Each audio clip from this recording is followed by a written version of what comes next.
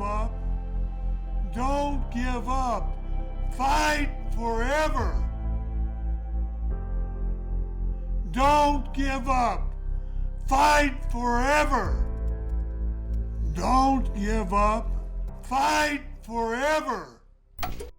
Fight forever and ever and ever and ever.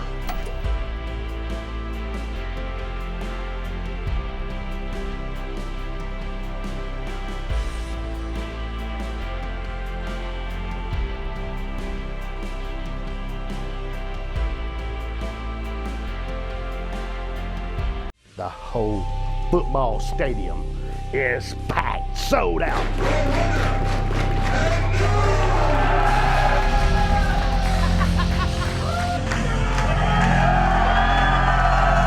Woo! It's coming your way.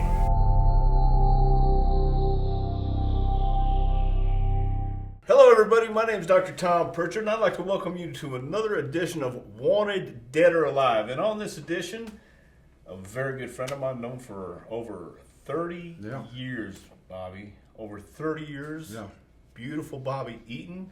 Pleasure to have you on this time. Thank you, Tom. You're a guy who came from the territory days. I mean, growing up watching professional wrestling, not necessarily sports entertainment, but you grew up in the Huntsville, Alabama area. Tell me a little bit about how it was you got interested in professional wrestling. Okay. Well, you know, the territory, which was a place where the guys had a certain place to work for, 6 months or maybe a day, it don't matter. But that was the Memphis territory, Memphis and Knoxville and Nashville. Then Jared and Nick Goulas got in an argument about something. But anyway, that's where I started at, putting the ring up in Huntsville. Huntsville, you're from Huntsville originally, right? Mm-hmm. So you went to the matches, I heard, as a teenager. I was before that probably. You know, as a who I could get a ride with. You know. Right. And how did you become getting to be able to take down the ring, take the jackets back? How did you get into the promotion? Well, that's mostly just, you know, being able to put up and take up and down the ring. If you got somebody that already knows what they're doing, you can follow their steps, you know. And I had the chance to do that. A good friend of mine named Orville Hutto, Bobby D. I didn't get it after Friday, you know. Set up, practice in the ring, or whatever time they let us put in practice. Well, let me just stop here for a minute if I could, because you know this is more like telling people and telling the younger guys about what it really was like back then. You know, you couldn't just walk into an arena today in WWE and say, "Hey, I want to set up the ring." I mean, they have an exclusive ring crew, but back then, man, in the days when it was a weekly event, it was a weekly wrestling card. You know, you got there, it was kind of a grimy coliseum or a grimy farm center or something like that. You got to either know those guys because they wanted some help too, and they could see that enthusiasm. I think that passion in a young kid like you. I mean, you started at 17 years old wrestling, right? Yeah, but I started before that, put the ring up. You know? Well, oh really? Yeah, but you had to have a license there. Right. In Alabama, Tennessee, and a lot of places had to have license then. Right. But yeah, I started up, putting the ring up. My friend Orville, like I said, him and me and my buddies get the ring put up. And the guy that ran the Coliseum, who was the Coliseum in Huntsville, was Nick Goulas' brother, Gus Goulas. And they didn't really want you in the ring. You know, they used to be a terrible thing. Hey, don't get in the ring. Don't get in there. You'll kill our business. Right. Now, let me ask you this: how old were you when you first started setting up the ring? I probably said 13 or 14. Okay, so from 13 to 14, 17 is when you had your first match. How did that happen? How did that come about? You finally got that. Well, at 17, were you old enough to have a license? No, I don't think so, but okay. I was like a substitute at the last minute. In Birmingham, I think it was. And the people that was putting the ring up at the time didn't want to run their talent off anyway. They didn't want to smart me up. You know what I mean? Right. In fact, the matter is, I was probably already on my way there anyway. Right. Well, I mean, so somebody didn't show up, and who was your first match? It was. I can't remember exactly who it was with, but I was teamed up with. I can't change the guy's name. I don't know. But basically, they put you in there, and they took the green kid, and just listen to me, kid, and I'll take care of you. Did they take care of you that night, or did they pretty much beat the living hell out of you? Yeah, I had to pass Wally in the ring, and Okay. somebody else. I keep, you know. Wasn't Bearcat right? No, it wasn't Bearcat Wright. Okay. Bearcat Brown, he may have been my partner, Bearcat Brown, who was another black, Yeah. wrestler there. Been there forever. Okay, but after that first match, I guess they saw something No. in you, or they gave you an opportunity, or Right then. okay, so you I started still getting wa- booked. Yeah, but I still wasn't really smart. I never went up to. I knew what was going on, but I didn't have the BALLs to go in there and say, hey, is this something else? Yeah, I don't know if I'm really smart now either, Bobby. Wow. But I'm just wondering myself, man. I mean, it's one of those things. But back in those days, you weren't just let in. You had to pay some dues. Yeah. I mean, it was one of those things where they were going to take a young guy, not necessarily all the veterans, but I mean, a lot of the veterans resented the fact Yeah. that a young kid wanted to get in the business and wanted to be smart and wanted to know what was going on. But I guess they saw, because you've been this way your whole life, where you're just more humble than really you have a right to be. I mean, that's the facts. You're one of those guys that probably didn't realize how good you really were. I won't blow you too much here right now at the beginning. Right. But as it goes on, I mean, eventually you got booked in the Memphis territory. But before that, you got teamed up with George Goulas. Yeah. How did that come about? Well, he was Nick Goulas' son, and I always got along with him, but the guy was, I mean, he really couldn't. He wouldn't hurt my money, so I probably gets paid the same amount anyway. Right. But more or less, I didn't want to see the guy get hurt. I didn't want to see nobody hurt him. But I'd rather much just been by myself or with somebody else. So did Nick put you with George because maybe you helped shine him up a little bit? You or protected him maybe? I don't know. Maybe protected him, and they came and gave us a push as a team. But he was kind of strange in the way he wanted to get a push. So I don't know exactly. I mean, I'm not as smart either as that for how I became smarter than him. Right. Than his dad. I mean, his dad didn't even know. His dad didn't even know that he was as smart as he was. Yeah. So how long were you guys a team? Me and George? Yeah. I mean, I think maybe about a year. Okay. So this goes along. You're kind of living the life of a wrestler. Yeah. That which is at that time again you're going from either a coliseum or a sportatorium or a farm center or something like that. Right. Not the most glamorous arenas in the world back then, but that was a different lifestyle. It was a different culture. So after that, as you progress along, man, eventually you get a pretty good position or a pretty good spot in the Memphis territory, I guess. Yeah. I met you, I think, in the early 80s, 83 the first time, man. Yeah. And you I'll were tell you, already... 83 exactly the day. That's the year that Dennis Cornette and me started in Louisiana. So I was there before that. Right. And I guess I was, Well, I was there the night Bill Watts Yeah, actually came yeah. and looked at everybody, Yeah. and he says, I want that guy, that guy, that guy. No, I don't want him. That was the one he didn't want. I got But you. no, I do remember. That's what I'm saying. You were already on your way, man. You'd been in the business from the 17s. How old were you in 83? You had to be 24?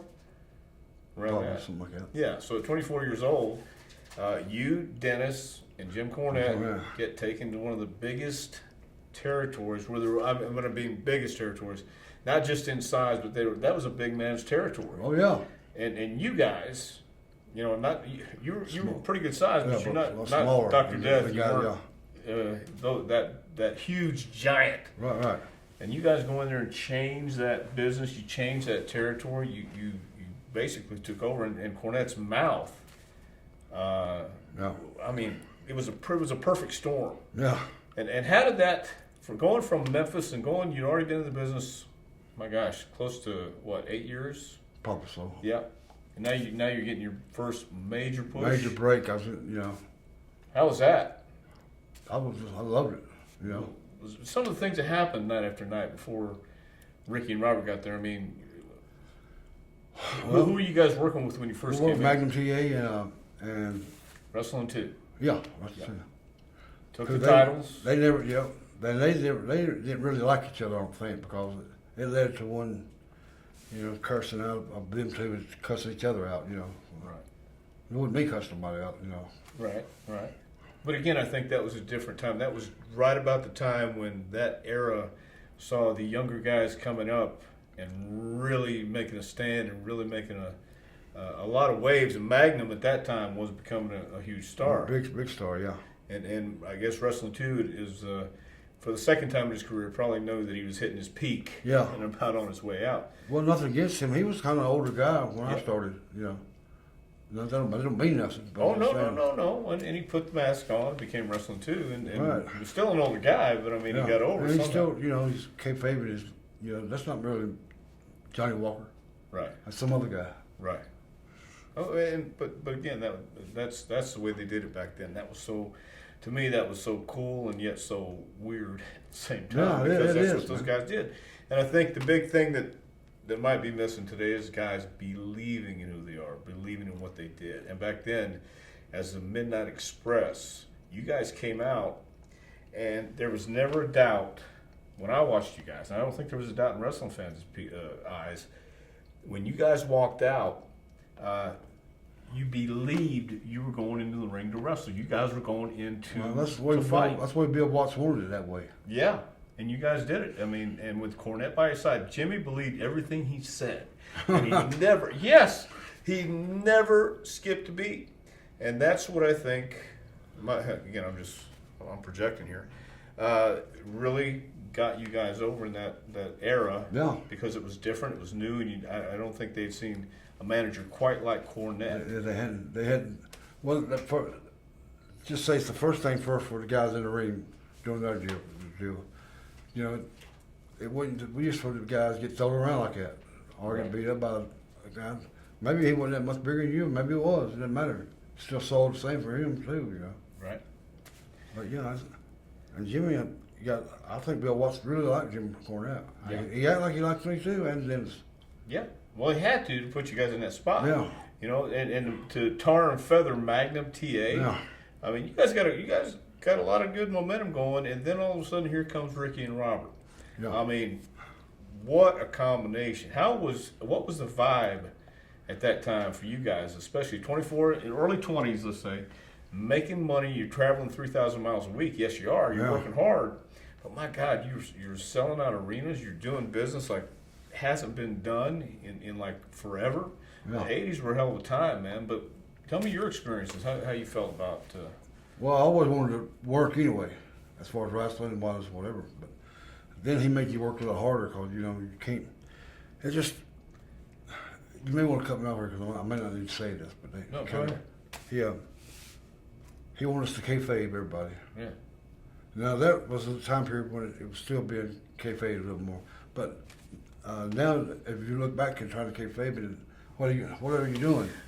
But I think it's just the fact is what we're trying to go back to is they're trying to go back to kayfabe and trying to get people to believe because we've gone so far over here saying no, it's not. Yeah. Now they're trying to come back and say, oh, well, wait a minute. It's like Conor McGregor and Floyd Mayweather. I mean, everybody was saying, yes, they had a real fight. Okay, yes, they did, but they made a lot of money, and I don't know that you can have that much of a real fight for that much money. I don't know, but in professional wrestling now we're trying to go back to. This guy's mad. You have the internet. You have all these backstage issues going on, and everybody wants to know. But Bill Watts, you really had to stay separate with the heels and the babyface. Oh, yeah. There was such thing as kayfabe. It was a lot more fun when it I was liked kayfabe. it. Yeah, I like it better like that.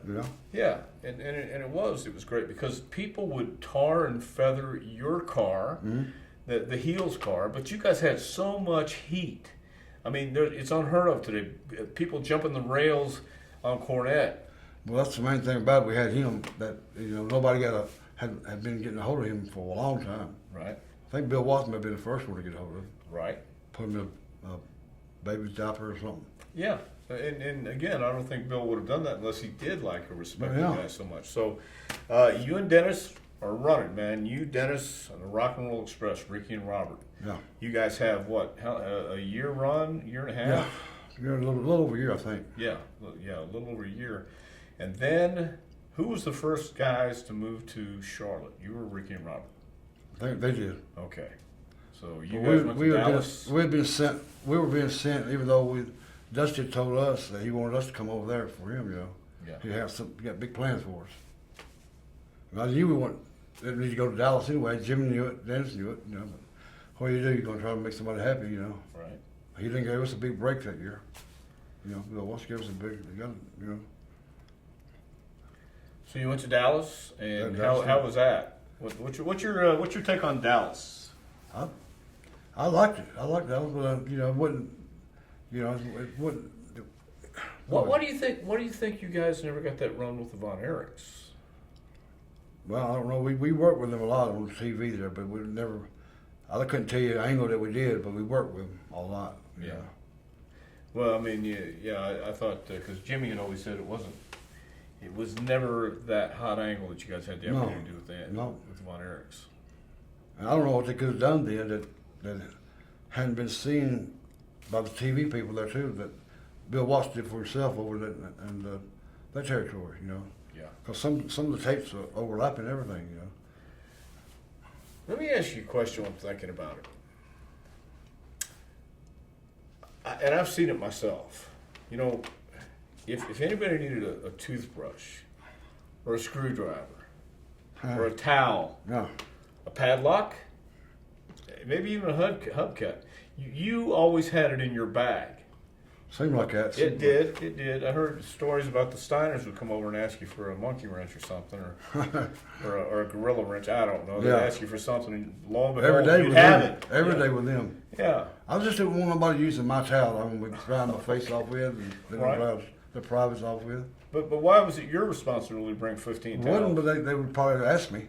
Yeah, and no, you wouldn't say no. Right. Yeah, okay. I just want to get that out of the way. Yeah, I'm not too good. I'll say no to something like that. All he wants to do is dry himself off, but you know what comes with just drying myself off. So, I got you. You don't have to, really. I understand that. No problem. So from Dallas, the Rock and Roll Express are over here in Charlotte, and they're making waves. They go in and beat the Russians, and they're the World Tag Team Champions. And Dennis and you are still clicking. Let me ask you about Dennis, because I always thought Dennis was a very, very smart worker, a hell of a worker, man. He was that guy who knew what to do next. I mean, you guys, you can get along with anybody. That's not the point. I know you do a very good job. But Dennis seemed to be that guy who knew just what to do at the right time. Was that how it was? Yeah, he was taking. We wanted that from him too, you know. Yeah. You know, but I mean, Dennis, you know, he knew he'd been working as a heel for most of his heels when he was in for Jerry or whatever he was doing. He worked as a heel. Right. But me being a heel, I always wanted to heel. After the guys I watched on TV growing up, I wanted to steal some of their stuff, you know. Who was the guy you watched the most that really got you into wrestling? Oh, I've been a wrestling fan forever, you know. Right. So. But I guess you could probably say there's no certain one I could say because you know who were a couple of them? Who were the guys? Lynn Rossi. Yeah. Okay, Jackie Fargo. And Tojo Yamamoto. Especially Tojo. Did Tojo train you? Yeah. Yeah. Did he train you with that kendo stick? No. Good. Me and him never stepped in the ring as trainees. But we always got along with each other when he would come along, you know, Tojo would come in there and he knew all the tricks of the trade anyway. Right. And he offered to me, they put me with him as a tag team. Well, I think that was another way to probably see train you and kind of get you ready for the next step. But anyway, because I kind of jump around here, that's just what I do. I hope it's okay. I hope everybody else doesn't mind you. But the Rock and Roll are really hot in the Carolinas, and then here comes the Midnight Express. Now, do you remember that first night in the Carolinas? Obviously, those people had to have known about the feud and the angles in Louisiana. I agree with that, but I think they might have knew about it, and most of them believed a little bit. Yes. Believed that, you know. But, I mean, with them two guys, what are you going to do? Go to the ring, that's all you got to do. Yeah, yeah. Why do you think, you know what? well, I'm going to answer my own question, but I think the fact that you guys did go to the ring and it was real, because it was real when you guys stepped out of the dressing room and the people could feel that electricity. And that's something that really is hard to find. I guess it was hard to find back then, too, unless you had the right combination, man. Right. But eventually you guys win the titles. Mm-hmm. You guys get rolling. You guys get hot. And then tell me about the phone call, the communication that happens with WWF at that time. What's that? Yeah. Oh, well, we've been there in Carolinas for a while, but not a long time, not even a year, I don't think. But I guess Ernie Ladd was involved with him too. Right. And he was a big fan of Jim Cornette's too. And I was a big fan of his, so was Dennis. So they kind of brought us up there to, where would we flew into? But anyway, I don't even really remember the questions that he asked us. It really wasn't nothing like, he really wanted to use us. I never worked for him, so I don't know what that meant. I've been told I was going to do some things, and it didn't work out. So was that? So when you guys come back, was that something you all three discussed, or and you just decided? When we come back from meeting with Vince. Yes. Yeah, we were already doing good in Carolina. We were already doing, and I don't think we were traveling over to what they were traveling, but we were traveling some good trips, Right. So I mean, I don't know how long we held the belts, but we held them for a while. Right. And then, just to another story to that, that's when we got Big Bubba. We needed somebody to actually protect, Cornette. Yeah. Yeah. So all three of you guys, or all four of you, Bubba didn't go with you guys. Ray didn't go with you guys. No. Okay. So. But we were going up that way supposedly. Right. I don't think Cornette wanted to. Okay. Do you think that might have been one of the reasons why Dennis just vanished one day? I have to ask that because it could be, but I don't know for sure. I don't know the answer to that question because I don't want to know it. Right. Yeah, that's just something that people are going to ask and people are going to want to know. Yeah. You got to ask yourself what caused just one day out of the blue. You're doing all this great business, and all of a sudden, I'm going to meet you tomorrow at the Quick Mart and don't show up. You got to wonder if something happened to him, or you hope nothing did. But it seems that once that unforeseen action happened, just a couple days pass, and Stan Lane becomes your partner. Yeah. Now, we both know Stan. Stan's one of the most entertaining people. Yeah. I mean, he really is backstage and in the ring, too. It never missed a beat. In fact, it seemed like you guys just took a new dimension and ran with it. I agree with you there, but, Stan was always a babyface most of when I came meeting for Jerry. Right. But, I knew that putting him with me wasn't going to make us top heels. It probably could get us over because he could do a lot of dancing and imitate somebody, whatever he did. Right. But he was before that we got Big Bubba. Right. Before that happened. And I don't know what Dennis says. He didn't owe me no excuse if he didn't want to tell me stuff. That's fair enough. I mean, if he doesn't want to tell you, then he doesn't tell you. I wish he had told me. Sure. I mean, you don't go from. Did you ever ask him? Did you ever say, Dennis? Never have. Okay. Fair enough. What happened to Bubba? They brought Bubba in, and taught him how to work. He's working with Ronnie Garvin for a series of matches. He's working with who else? He worked with a bunch of a big man. Well, he worked with Dusty. He worked with a lot of guys up there. But I mean, eventually, I guess he got taken to New York. Yeah. Right. Okay, so that's how you lost Bubba, and Stan came into the picture somehow. Stan came before Bubba left. Okay.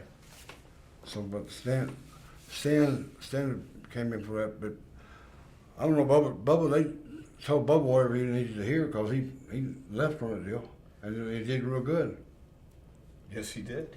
He did pretty good. Another thing with Dennis and me and Cornette or whatever, we never was promised you're gonna make so. Because a lot of times that helps out when the promoter says, "Hey, you're gonna make whatever amount of money you're gonna make more money you've ever made." Okay. But we didn't. We didn't go there, and that put a little damper on, I guess, Jensen and Stan, Jensen and Cornette's.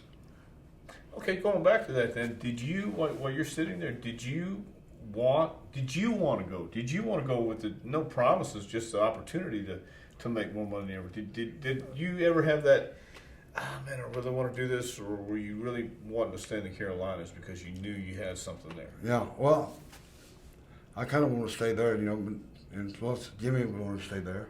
Yeah. And I love Jimmy to death,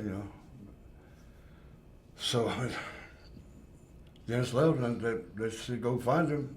I keep finding him. I called his phone, nobody answered it. Yeah. But he didn't live real far from me, but I could have rolled by his house, but I didn't. Figured if he wanted me to know, he'll tell me. Okay, so now we've Dennis is gone, and you got Stan. Yeah. And that pretty much adds a whole new dimension to it. Yeah, we had a lot more popularity to our team too, Right. Like I said, Stan can do anything, ring. I don't know for sure if he's such a heat seeker as far as he is getting over with whatever he had to be getting over for. Right. I see that. But there was a time where you guys were the hottest heel team there. You had Tully and Arn, Yeah. you had the Four Horsemen, and there came a time when I think it was Tully and Arn were going to WWF, and you guys, it was a spur of the moment thing. Yeah, they put the belts back on The us. World Tag Team belts, correct? Yeah. You guys were already the United States champions, so now you're them were the world because Tully and Arn had them at the time. right. But it was, I don't know. They wanted to leave. I guess they did themselves good by leaving. Well, I guess, but you guys again going up there, you didn't want to leave. You were pretty much happy in the territory. But were things changing in the Crockett territory at that time? Was the vibe changing? Were things? Well, yeah, us being the new team, Stan and me, and with Big Bubba and Corny, we kind of figured out each other's deal. What was going to take place here and there, and during the time period when Dennis was missing at the time, Corny's with Bubba in the airport. I'm on one of the place looking to see if he's happened to be down here. I knew he wouldn't be, but but I said, Bubba, they're going to fire us if we don't do something about Dennis, or whatever they're going to do, Right. May not fire us, but they may have cut us a little bit. Was he as concerned as you were? Huh? Was he as concerned as you were Dennis? about finding Dennis? No, Bubba. Bubba? Yeah. He may not even knew about it. I was going to say, I don't think he was. No. Well, he was almost my friend, you see how big he was. Right. Well, you guys, you stayed in WCW for a while. Yeah. And even when Jimmy and Stan had enough, said, we're out of here. And Jimmy went to Knoxville. So you were still there. Yeah. You stayed there for a while. Yeah. You had an opportunity with Regal. Yeah, Steve Regal, Yeah, Steve Kern. Steve Kern. Plus, I was getting to go to Japan 2 or 3 times a year, maybe, and I was getting full-scale pay from them, and full-scale pay from Turner. What had changed once, once the furor died down, when everybody was riding up here, all of a sudden it started going down here. Yeah. What do you think had changed? I couldn't tell you. I really don't know. You tell me. I won't tell you. I don't know about that. Yeah. But, me and Stan want to be pushed. They put the United States belts on us for a while, and then whoever was leaving put the world tag. We were like, if it means anything, we were like the first team over the United States belts and the world tag team belts. Right. And Bubba was there getting his pushes. You know, he's working with Ronnie Garber, who, you know, he's scared of nothing anyway. Because Bubba was kind of green at that time, but he still could work that gimmick every how you want to call it. Right. Well, I heard the story again about Dream telling Bubba, "You don't sell anything in front of the people." Yeah. And getting out of the cab, slammed his hand in the cab. Yeah. And Bubba just looked and didn't say a word. Opened the door, got it out, and walked in the building. And Cornette said, "God damn, did that hurt?" He said, "Hell yeah, I did. The Dream told me not to sell in front of people, man." I mean, you guys went everywhere together, right? Mm-hmm. I mean, you guys were a unit. Tell me some stories, because this is one of my favorite, where you guys would drive through and you'd be in the back seat and go to drive-through and somebody asked for an autograph and they sign it, Jimmy signed it, Stan would sign it, get to you, and you'd write, "Help, I'm being held hostage. Yeah, Please call the stuff. police." Yeah. But that's the fun stuff, man, that you don't get to do anymore. Did you ever witness, well, I'm sure you witnessed, but any more outbursts or anything like, on the road that you could do then, you sure as hell can't do today? Well, Corny was a prime example. You know, he thought, he could beat the whole world up anyway. Oh, well, yes, he can. And I'm not going to tell him any different. No, me neither. But, we ran through that thing. We got Stan and Bubba, as we were teaming, working together, Bubba he went to WWF. And, he didn't seem like he had no problem at all going, Right. Well, I think he had a whole different setup, too, a whole different gimmick. Yeah. But as things wound down in WCW, eventually you came over to Knoxville, came to Morristown, and Smoky Mountain Wrestling. Yeah. Which was hassle-free, no muss, no fuss. No. Was not a lot of money, we all say that, but it was an opportunity, and it got us what we wanted to be. Eventually, too, through that whole Smoky Mountain and Smoky Mountain process, eventually Jim got connected with WWF. He tried with WCW before when we invaded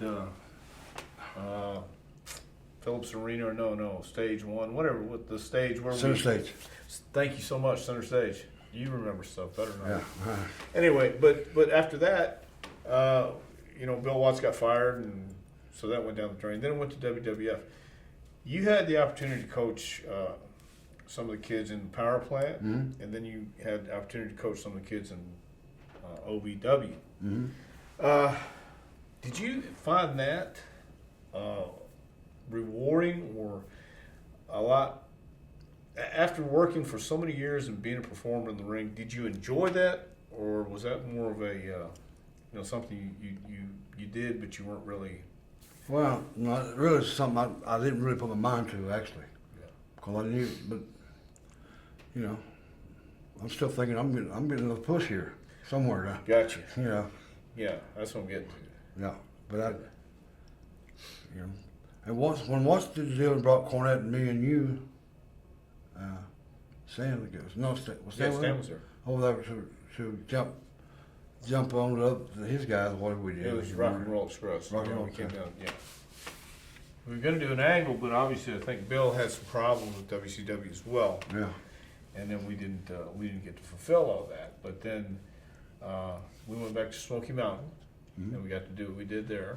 Yeah. And then eventually the WWE came in. But what I found, having the opportunity to coach some of these guys and get in the ring and just, it took me to a different element that I hadn't had a chance to try out before. You don't know if you can do it until you do it. Yeah. And you don't know if you like it until you do it. And that's the other thing. I mean, I probably would have done a lot better if I was there doing this training and you telling them what I'm supposed to be doing. You know what I'm saying? Yeah, I got you. Well, and that's the other thing, man. You see some great workers, but it's a whole different deal when you get in the ring and you try and tell someone how to work. You can do your stuff. Right, yeah. Ted DiBiase telling me the story about when he went to be an agent, and Teddy's one of the greatest workers in the business. Yeah. You're one of the greatest workers in the business, but it's different trying to tell someone how to have a match Yeah. when you can do your match, but you can't necessarily lay it out Right. for everybody. Yeah.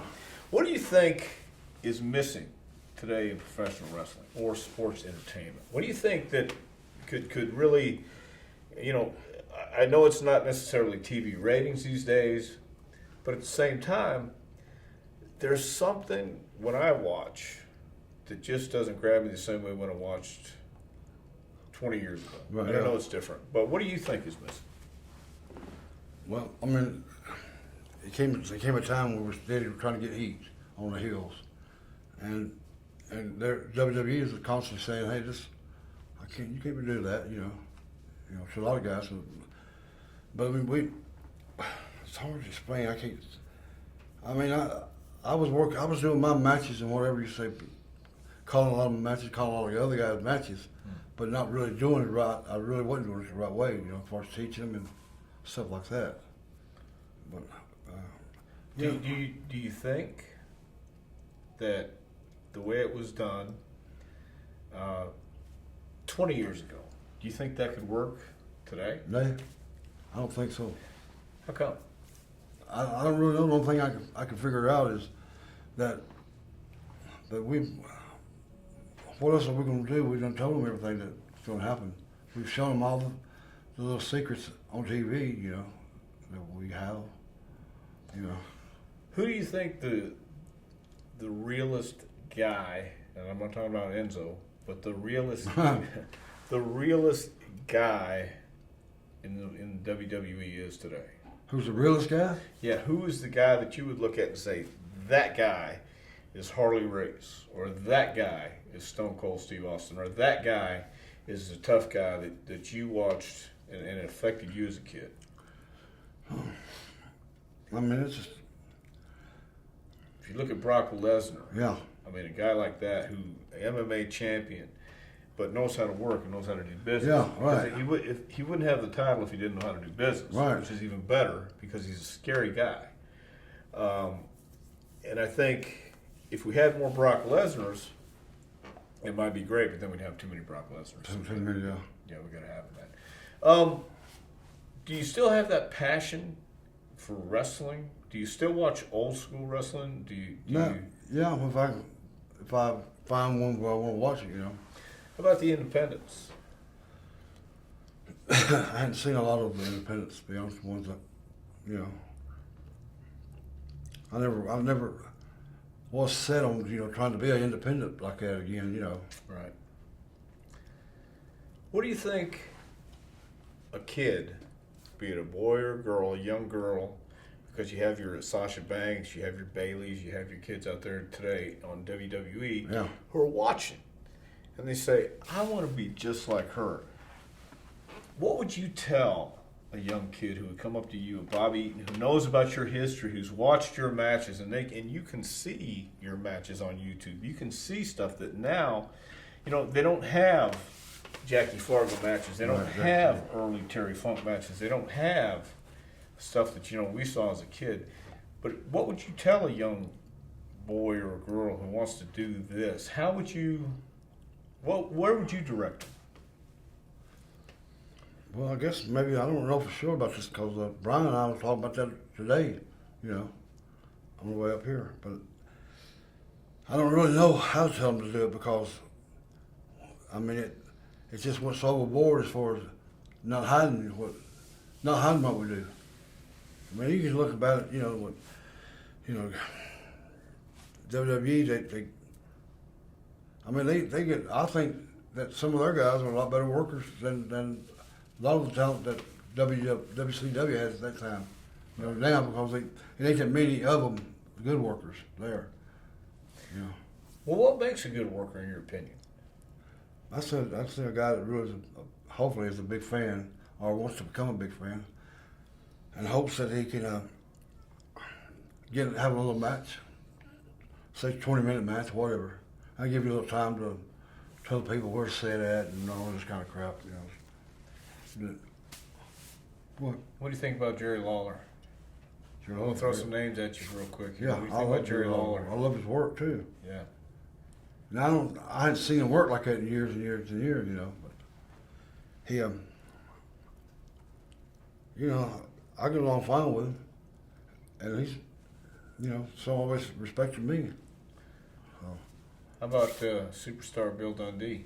so Bill Dundee, yeah. Same thing, you know, with him. Those are two guys that when you put them together, and just like you and the Rock and Roll Express, Yeah. they had that magic. Yeah. Going You're in the right. ring. Yeah, that. And if any young aspiring wrestler, male or female, would want to see two guys go out there and really have a match, Dundee and Lawler had some of the greatest. Yeah. So Dundee, Lawler, Yeah. two of the guys we respect.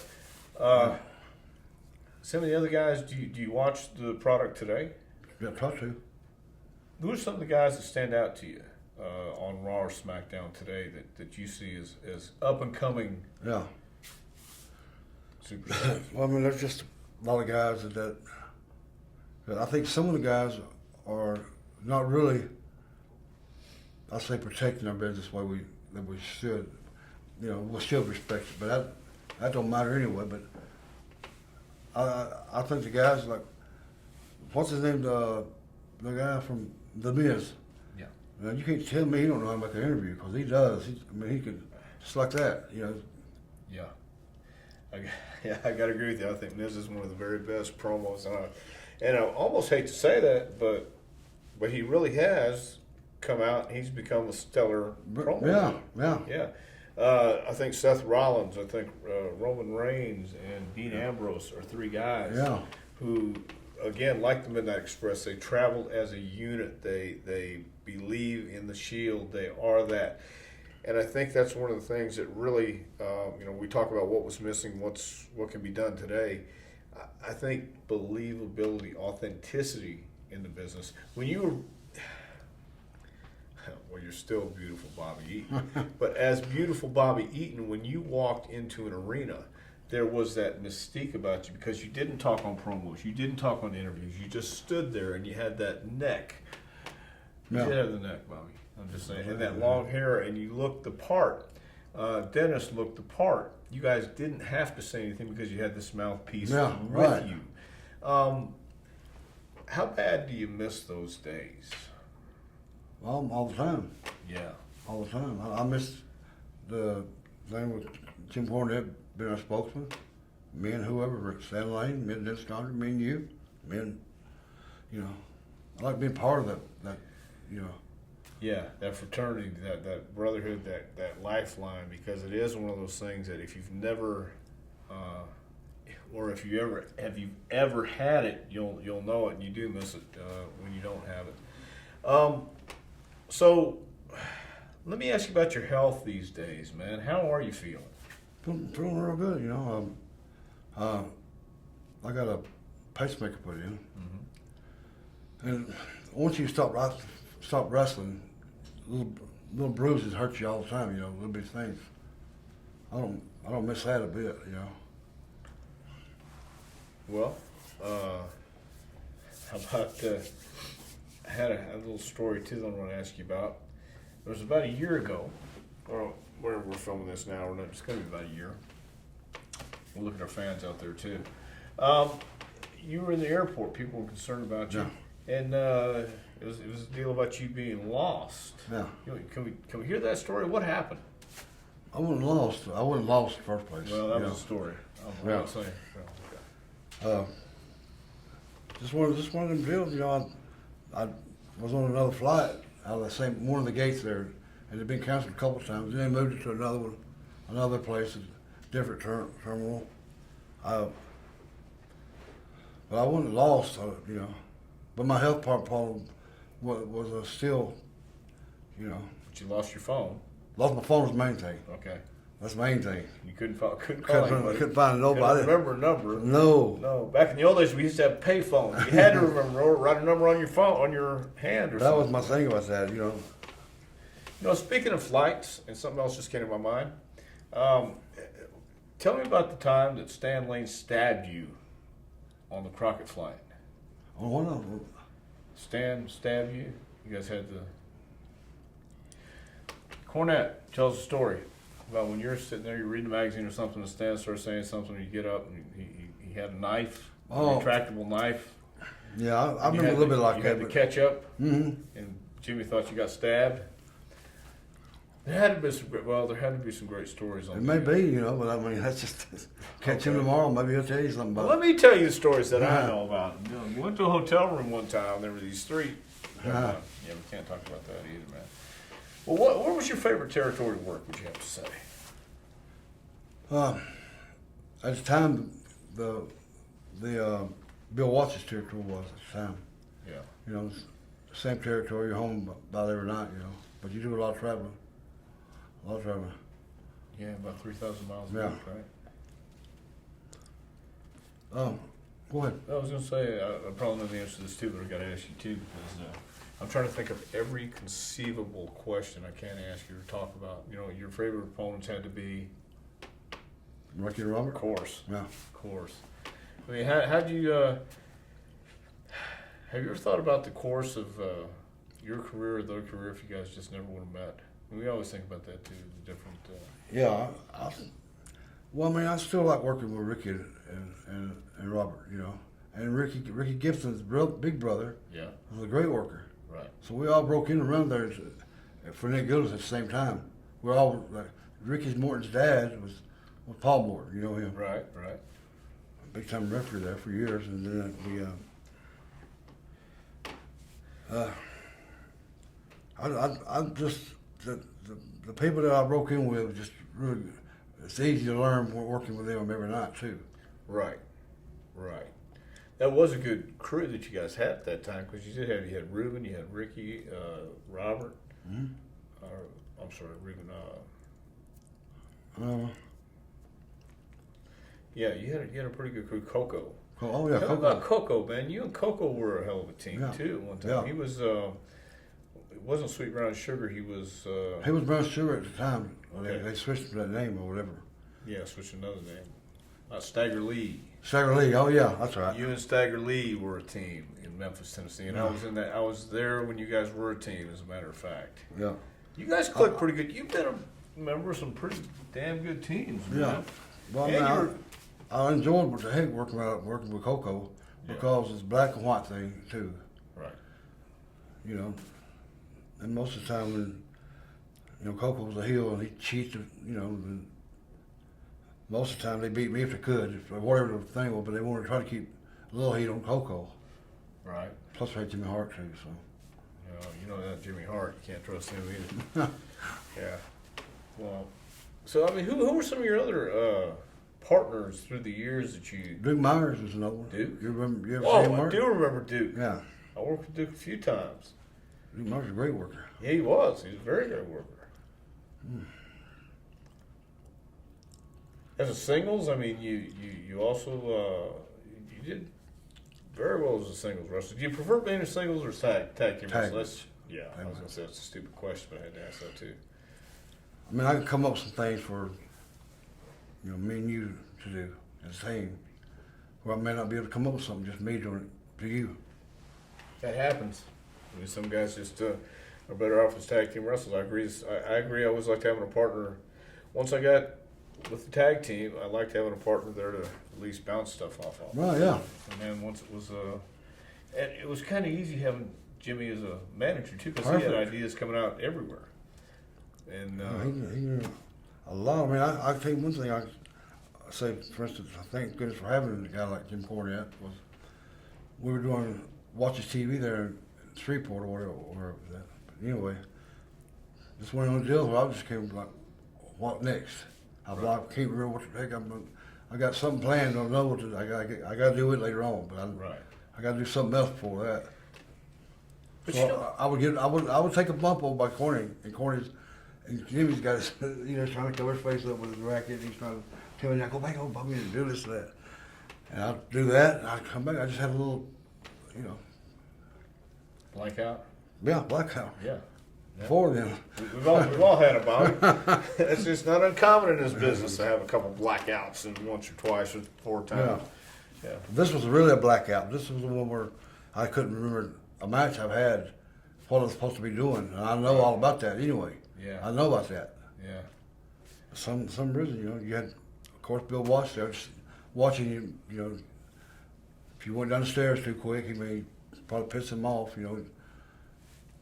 Well, that the great thing I think back then is even though because matches weren't called A, B, C, D, E, F, G back then, but you did have certain spots you were going to do. Yeah. And even when you're going to do those, it had to look spontaneous. It had to be spontaneous. And again, that's the art form of this business. That's the art form of wrestling, not just from a tag team view, but from singles, whatever it is.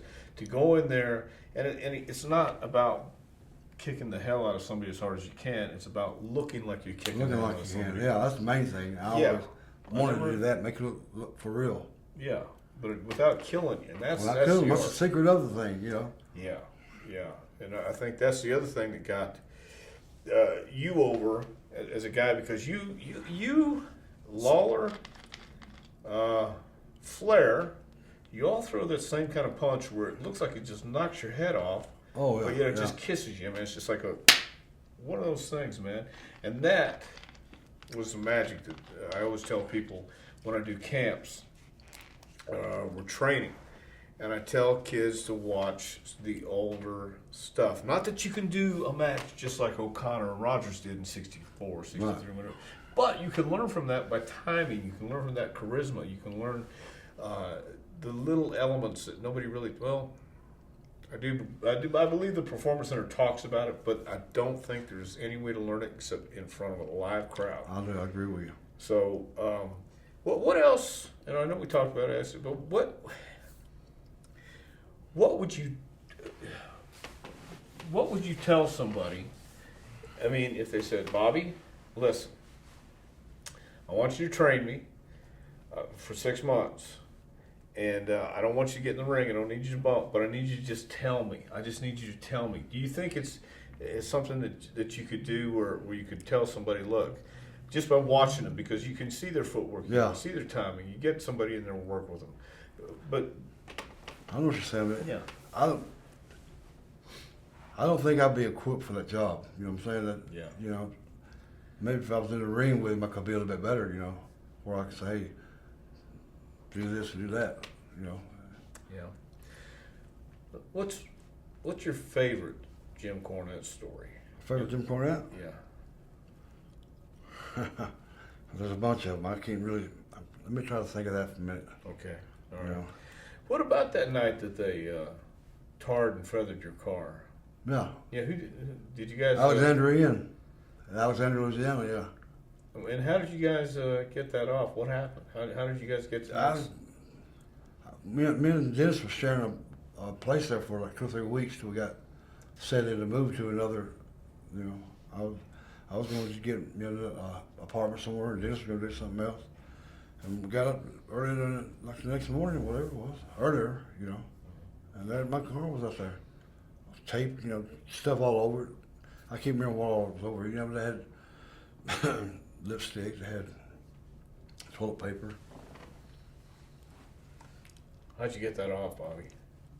That sounds like an all-day job. I didn't have a whole lot of time. Yeah, okay. I probably rode to town with it. I was going to say, I didn't think so. You probably just cleaned off the windows and did what you had to do? Yeah. Okay, all right. Well, is there anything that you'd like to say about your career? How do you feel about your career? Because others they've just heaped accolades on you, man, and they've just put all these things on you and talked about what a great work you were. The Alabama Jam has been tried, but my gosh, that's a jarring move. I mean, I've tried it. I've tried it once, and that's all it took. You did it. I don't know how many nights, year after year. How do you look at your career after all these years? Well, I think mostly I want to be remembered too as a student of the game, knowing how a student of the game means knowing hey, I got these 2 guys over here. I don't want to make them all look good. I might ask the partner if he wouldn't mind doing the same thing with me. Like whatever feed him for a hip toss or whatever you want to do. Well, there's a lot of things for me to just say, hey, go do that. I can't do it. I don't know why. I could probably come up with a little idea. I don't know if I could.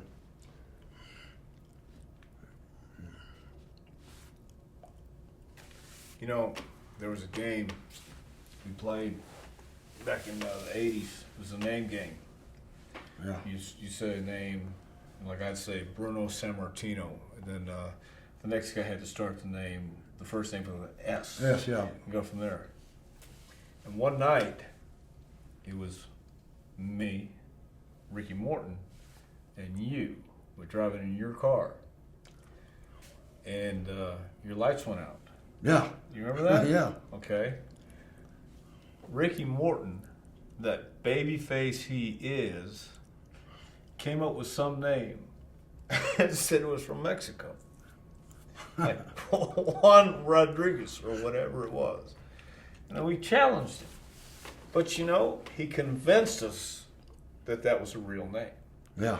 That's a worker. That's a worker. That's yeah. a bullshit worker. Yeah. If you ask me. He's good at that. He's very good at that. Yeah. I'm giving you a high five, Ricky, on that. Okay, but you know we could do stuff like that back then. Drive with no lights on. And what the hell was everybody driving with their lights on in the car for, Bobby? What was that about? I don't know. Okay, you do remember that? I remember the days they were on. They were on. Yes, there was a lot of shenanigans going on. Yeah. There's a lot of shenanigans going on, Bobby. I know they were. Huh? I know they were. Okay. All right. But I want to tell you this, man. I really do appreciate you coming on. Thank you for having me, Tom. No, I really do, man. I wish I could ask you a lot more questions about a lot more things, man. I'm sure I could, but I don't want to. I think the statute of limitations might still be a little bit. Thank you, Tom. for Thank us you. out there. Well, thank you very much. I appreciate it. I'd love to have you back sometime. We can talk about the other stuff. And Okay. I know for anybody out there who wants to see some great professional wrestling, action, and storytelling, the Midnight Express versus the Rock and Roll Express is a classic matchup. If you want to learn tag team wrestling, if you want to learn psychology, check it out. It's all over the internet. This is Dr. Tom Prichard from Wanted Dead or Alive, and I thank you for watching. Don't give up. Don't give up. Fight forever. Don't give up. Fight forever. Don't give up. Fight forever. Fight forever and ever and ever and ever.